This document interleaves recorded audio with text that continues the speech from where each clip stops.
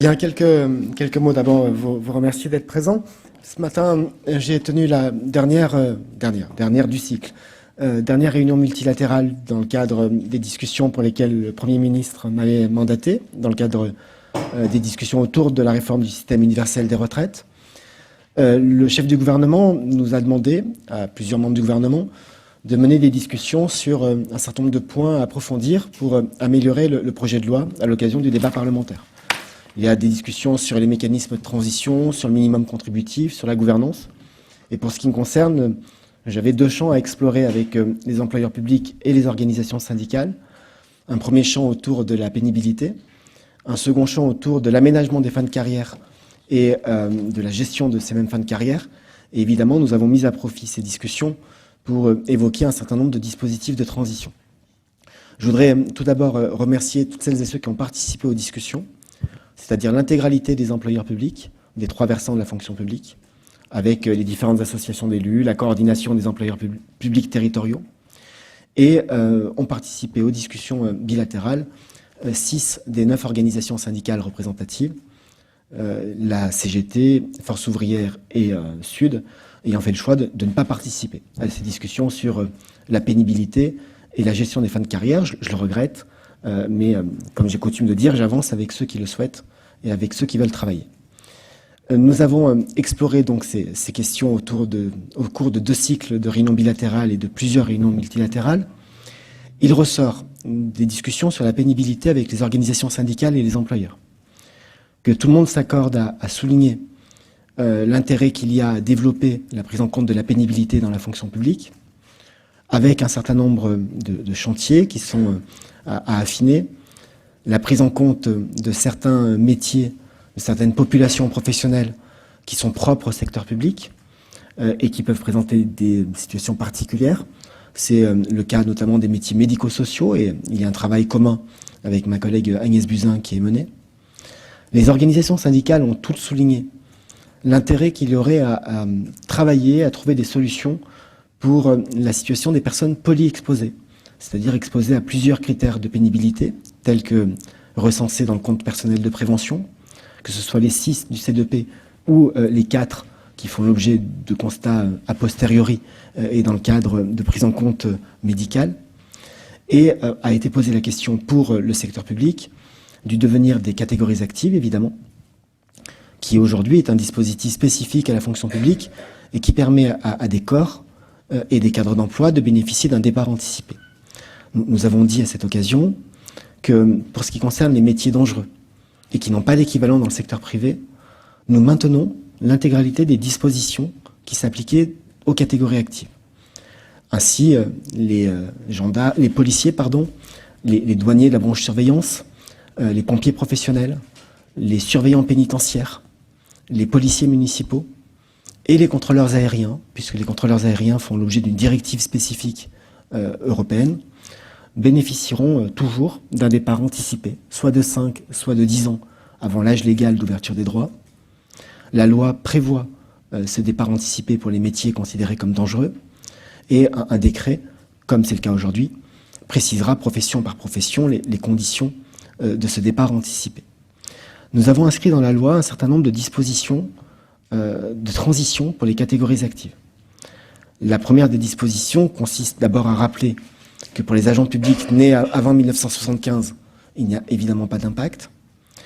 La deuxième disposition consiste à dire que pour les agents qui actuellement sont en catégorie active et qui, lors de la mise en œuvre de la réforme, perdraient cette appartenance à une catégorie active, nous allons tenir compte, dans le cadre du décret d'application, du nombre d'années de service effectuées en catégorie active, ce qui est quelque chose de novateur, puisque, pardonnez-moi d'être un peu technique, mais lorsque vous êtes en catégorie active aujourd'hui, votre droit à un départ anticipé est acquis uniquement après avoir exercé un certain nombre d'années dans la catégorie active en question.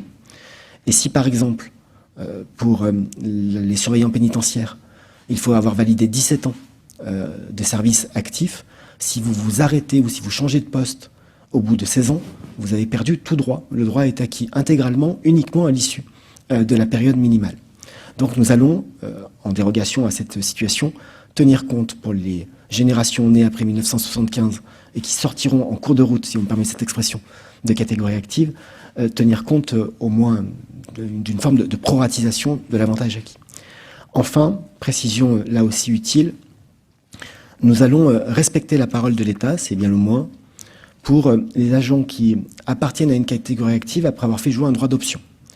Je l'illustre en une phrase. Il a été proposé il y a plusieurs années aux infirmiers et aux infirmières une option entre le fait de rejoindre la catégorie A et ainsi d'être un peu mieux rémunéré et de perdre la catégorie active, ou de rester en catégorie B et de rester en catégorie active. Bien évidemment, pour tous les agents publics qui, dans le cadre de ce droit d'option, ont fait le choix de rester en catégorie B et donc en catégorie active, quelle que soit leur année de naissance, le droit leur est acquis et l'État tient la parole qu'il a donnée à l'occasion de ce droit d'option. Nous travaillons enfin sur la question de la pénibilité, sur la question des seuils d'exposition, puisque nous sommes, comme dans le secteur privé, ouverts à un certain nombre de discussions sur les seuils à partir desquels on considère qu'un agent public ou un salarié du secteur privé est effectivement exposé à des facteurs de pénibilité.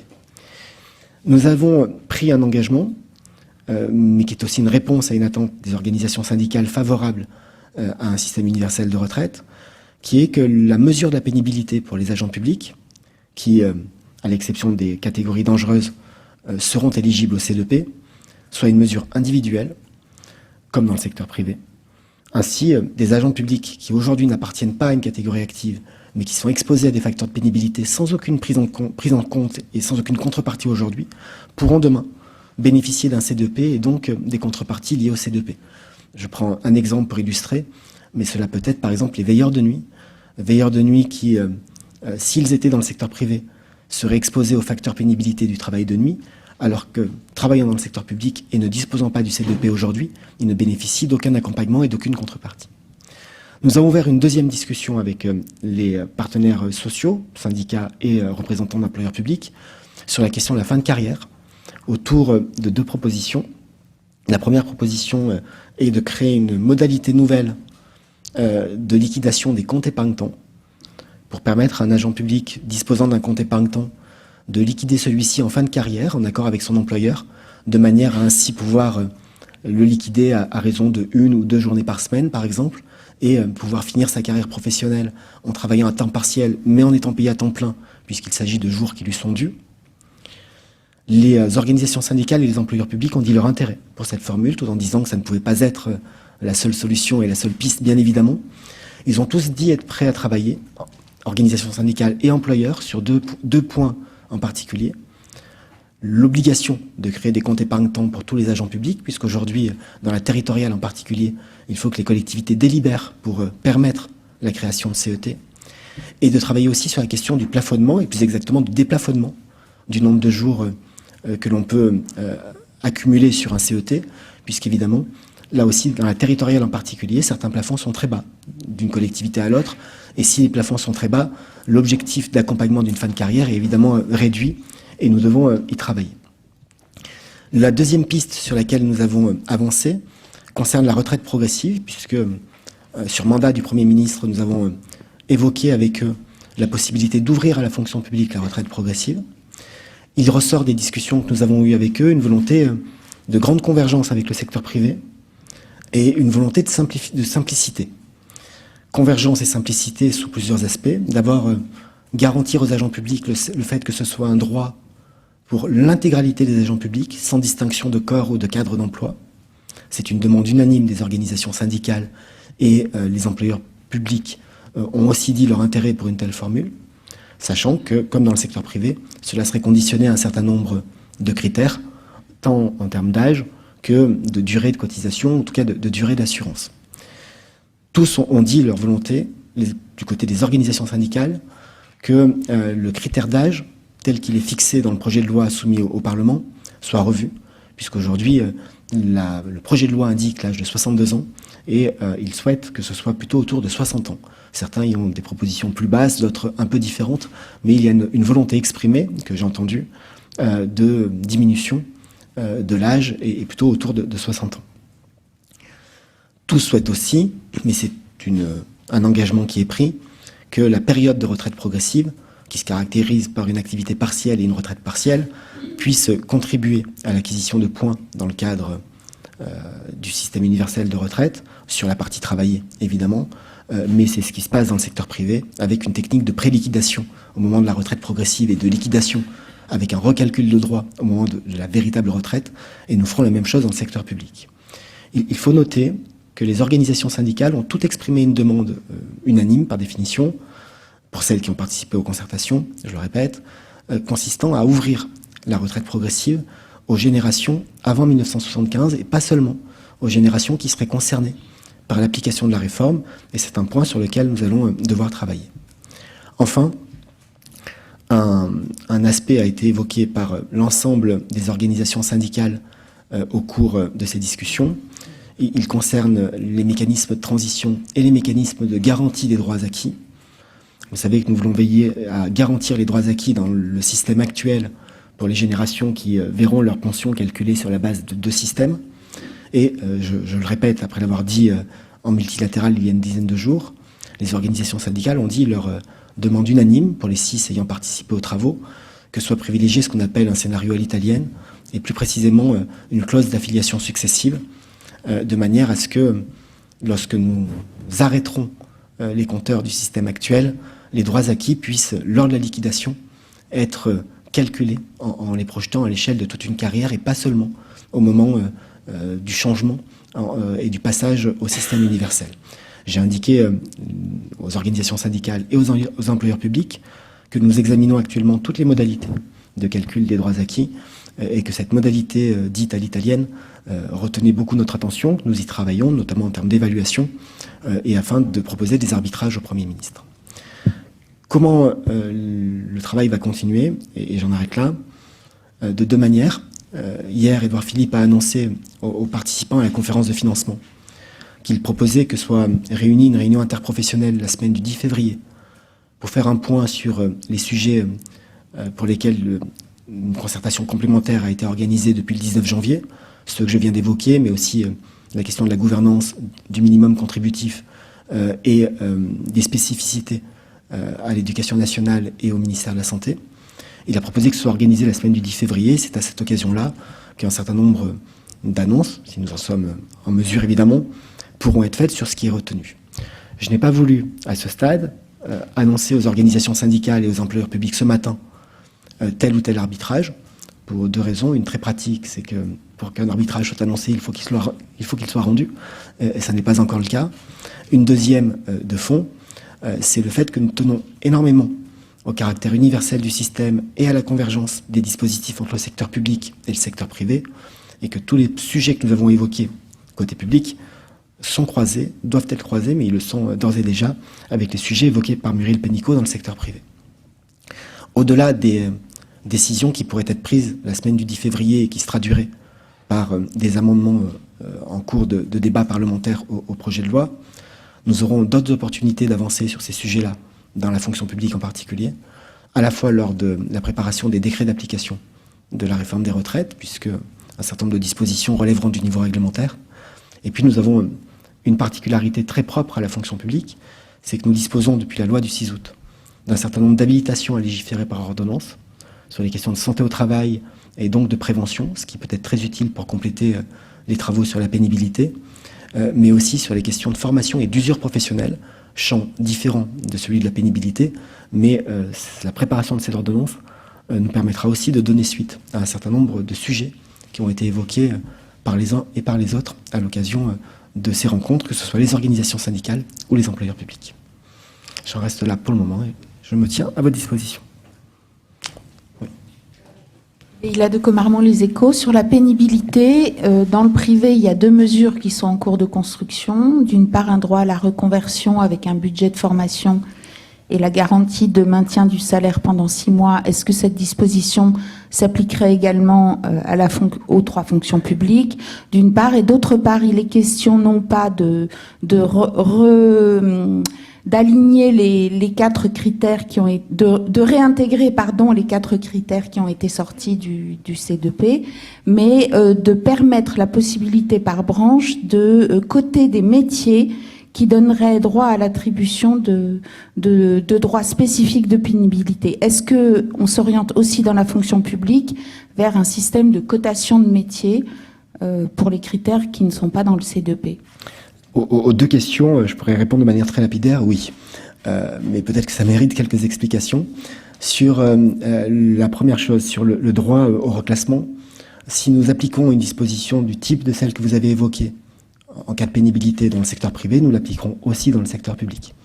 Et j'ajoute que la loi du 6 août 2019 a permis, au-delà de la pénibilité au sens des critères du C2P, de reconnaître le concept d'usure professionnelle. Et dans le cadre de l'ordonnance, nous aurons à renforcer les droits à la formation continue pour les agents publics occupant des postes à usure professionnelle, sachant qu'un poste peut être usant sans être pénible au sens des facteurs de pénibilité tels qu'ils sont connus aujourd'hui, les 10, et qu'un certain nombre de métiers, pour y compris des questions d'usure ou de fatigue psychologique, peuvent être usants, pour ne pas dire devenir insupportables à ceux qui les exercent, et donc mériter une possibilité de reclassement et de deuxième carrière. Donc nous avons les deux champs, pénibilité et usure, sur lesquels nous travaillons, et pour la disposition que vous avez évoquée, si elle voit le jour côté privé, nous la déclinerons côté public. Sur la question de la cotation, c'est un chantier ouvert par Muriel Pénicaud qui nous intéresse beaucoup aussi, pour répondre à des situations très particulières et à des métiers spécifiques.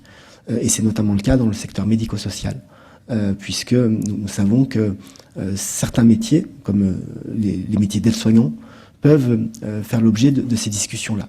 Nous avons aussi un intérêt pour ces démarches, pour les métiers que j'évoquais tout à l'heure, les populations de petite taille, des métiers très techniques, très précis, avec de toutes petites cohortes démographiques, mais qui doivent faire l'objet d'une attention particulière. C'est par exemple le cas des égoutiers, qui ont aujourd'hui le bénéfice, lorsqu'ils sont dans le secteur public, de la catégorie active, et pour lesquels nous devons tenir compte de la pénibilité et des conditions spécifiques d'emploi. Nous en tiendrons compte pour le public, comme nous en tiendrons compte pour le secteur privé, au sein duquel ils ne disposent pas aujourd'hui des mêmes avantages type catégorie active. Vous avez cité les organisations syndicales qui n'étaient pas à la table, mais est-ce qu'elles sont venues aujourd'hui ou Non. pas du tout? Non. Non. Il y a trois attitudes différentes qui ont été observées.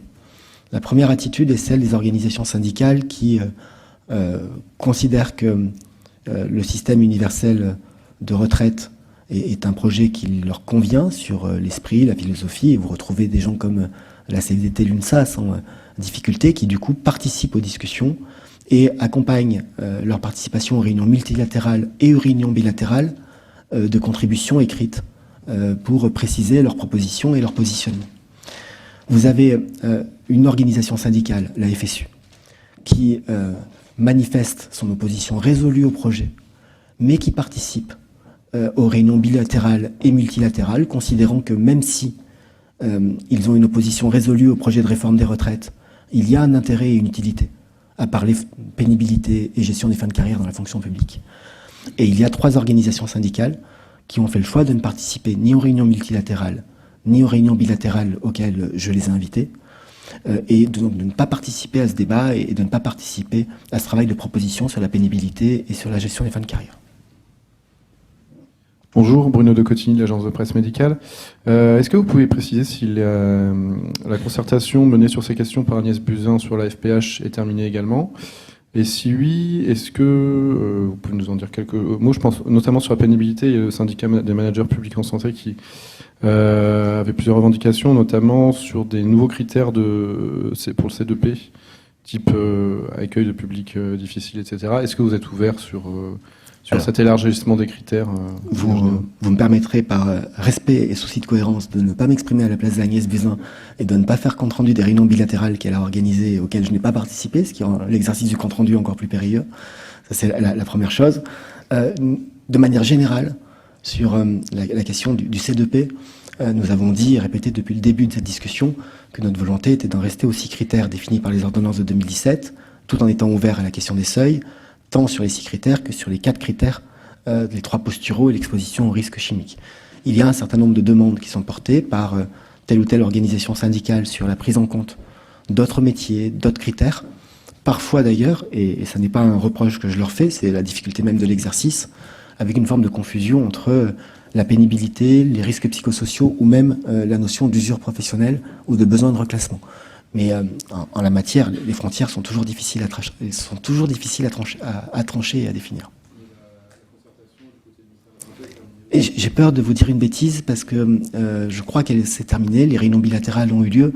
J'ai peur de vous dire une bêtise dans le sens où je n'ai pas l'agenda d'Agnès par cœur en tête. Et s'il restait une bilatérale cet après-midi ou lundi, je serais embêté de vous dire que c'est terminé. Mais ce matin, la représentante de la FHF était là et faisait retour auprès des organisations syndicales présentes et des autres employeurs publics, des discussions qui étaient intervenues entre sa fédération et Agnès Buzyn.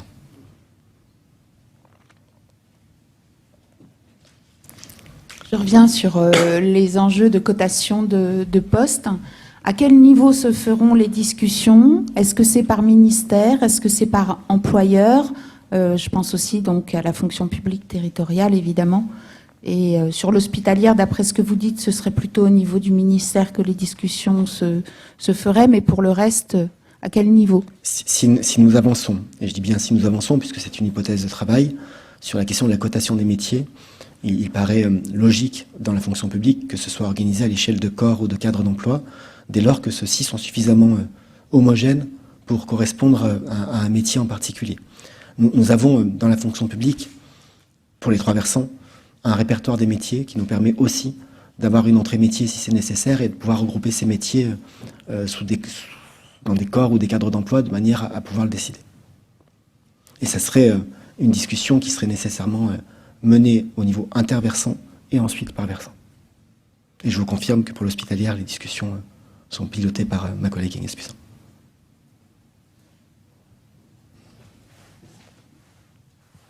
Bonjour, Marie-Christine de Montéclair à JDA. Sur la retraite progressive, il y a donc, vous l'avez dit vous-même, un consensus pour abaisser l'âge d'application en dessous de 62 ans. Est-ce qu'il y a un consensus du gouvernement? Et si vous me permettez une deuxième question, sortant un tout petit peu du sujet, est-ce que je peux vous demander des nouvelles du rapport Thiriez qui était attendu pour fin janvier, ce qui nous laisse assez peu de temps? Encore quelques heures. Je commence par la deuxième question, parce que c'est la plus facile. Le rapport va être rendu, je ne suis incapable de vous dire s'il va être rendu dans les heures qui viennent, ou la semaine prochaine, dans les jours qui viennent, mais nous avançons sur ce sujet-là, avec la deuxième commande qui avait été transmise, donnée à M. Thiriez pour compléter son travail sur 4 points en particulier, comme vous l'aviez vu après une communication au Conseil des ministres. Donc c'est une question de jour, mais la date, à ma connaissance en tout cas, n'est pas tout à fait fixée sans que ce soit préjudiciable pour qui que ce soit.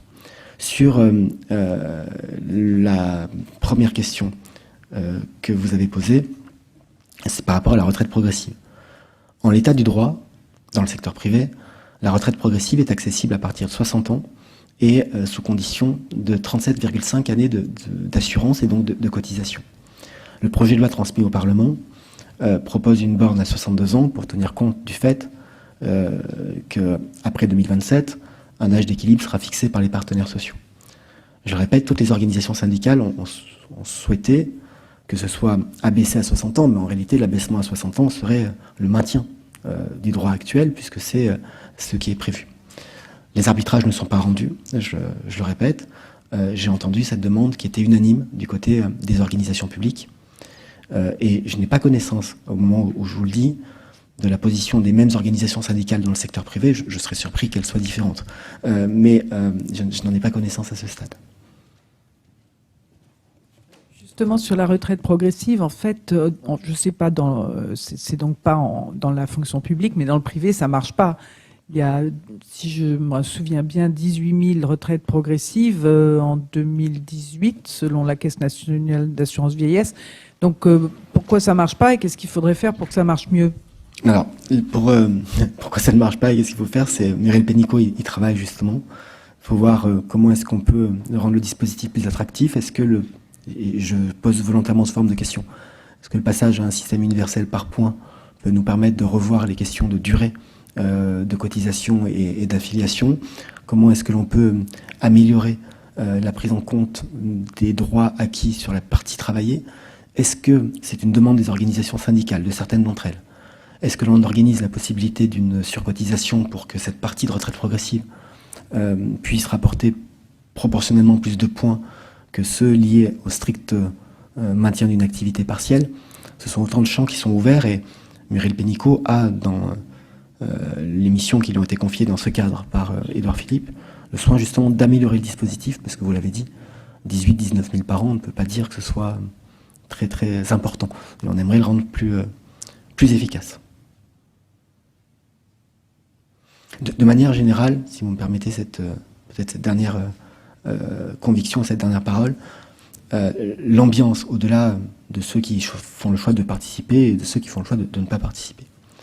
L'ambiance des discussions, que ce soit avec les organisations syndicales, avec les employeurs publics, en bilatéral ou en multilatéral, a été une ambiance extrêmement constructive. J'ai apprécié le fait que certaines organisations syndicales soient capables, en tout cas veillent à participer à ces discussions techniques, nonobstant leur position sur le texte. Et j'ai vraiment la conviction que, d'une part, nous pourrons avancer en termes de prise en compte de la pénibilité et de gestion des fins de carrière, et que pour celles et ceux qui s'inscrivent dans la volonté de bâtir un compromis, comme cela a été dit au début du mois de janvier, autour de la réforme des retraites, ces discussions seront utiles et je forme le vœu, mais c'est plus qu'un vœu, c'est un espoir et presque une conviction que la réunion qui sera organisée la semaine du 10 permette justement d'avancer et de marquer un certain nombre de progrès ou de dispositions qui réuniront et qui feront, sinon consensus, en tout cas convergence. S'il n'y a pas d'autres questions, je vous remercie. Pardon, M. Scrodet. D'ici la semaine du 10 février, il y aura d'autres bilatérales avec les OS? Non, il n'y a pas de réunion bilatérale organisée sur ces sujets-là, mais nous allons mettre à contribution ces quelques jours, y compris pour aller plus loin dans l'analyse des propositions qui nous ont été faites, certaines notamment sur les fins de carrière, tant d'organisations syndicales que d'associations d'élus, nous ont encore été transmises hier soir et ce matin. Donc nous allons aussi, au-delà de la multilatérale de ce matin, instruire et documenter un certain nombre de pistes qui ont été faites. La semaine du 10, c'est une semaine entière de discussion? Non. Non, le Premier ministre a proposé hier aux membres, aux participants à la conférence de financement, que soit organisée la semaine du 10, une réunion pour faire le point sur les discussions qui ont été menées sur les chantiers qui avaient été identifiés le 19 décembre après une série multilatérale. C'est une réunion d'annonce des arbitrages, alors, si je comprends bien. C'est, oui, d'arbitrage et puis de vérification que les pistes sur lesquelles nous pourrons avancer seront partagées par tous. Pour revenir sur la retraite progressive, il y a un truc qui marche beaucoup mieux, qui est le temps partiel aidé. Ça existe, ça, dans la Ça n'existe pas. Certaines organisations... Parce que ça pourrait peut-être être... ça marche très bien. Certaines organisations syndicales ne nous ont pas demandé, non. Aucune n'a demandé un temps partiel aidé ou majoré. Certaines nous ont demandé un temps partiel de droit, avec les conséquences que cela a sur la rémunération, évidemment. Si vous travaillez à 2 tiers de temps, vous êtes payé 2 tiers de votre rémunération.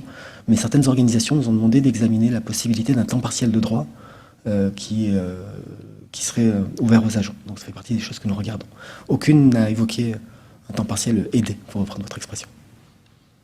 Peut-être parce que ça n'existe pas et qu'ils n'en avaient pas connaissance.